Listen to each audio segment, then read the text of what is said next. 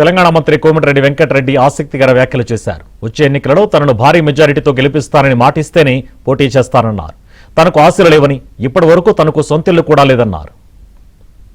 ఈ 2002లో మన రాష్ట్రంలోని మోడల్ చేసి మలసని ప్రజలను రాకుండా గెలిపారు. గెలిపిస్తారా ప్రజలను గెలిపిస్తారంటే పోటీ చేస్తారు, పోటీ చేశారు.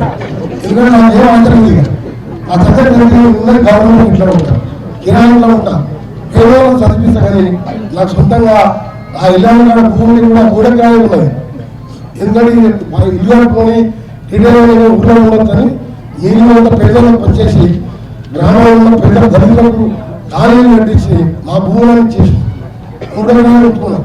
తెలంగాణ మంత్రి కోమటిరెడ్డి వెంకటరెడ్డి ఆసక్తికర వ్యాఖ్యలు చేశారు. వచ్చే ఎన్నికలలో తనను భారీ మెజారిటీతో గెలిపిస్తానని మాటిస్తేనే పోటీ చేస్తానన్నారు.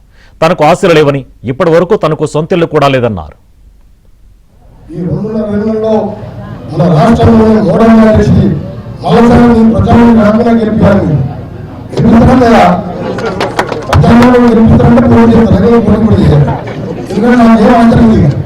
ఆ చట్టం ఉన్నది గవర్నమెంట్ ఇంట్లో ఉంటా, కిరాణంలో ఉంటా, కేవలం చదివిస్తా. కానీ నాకు సొంతంగా ఆ ఇల్లు భూమిని కూడా మూడకాయ ఉన్నది.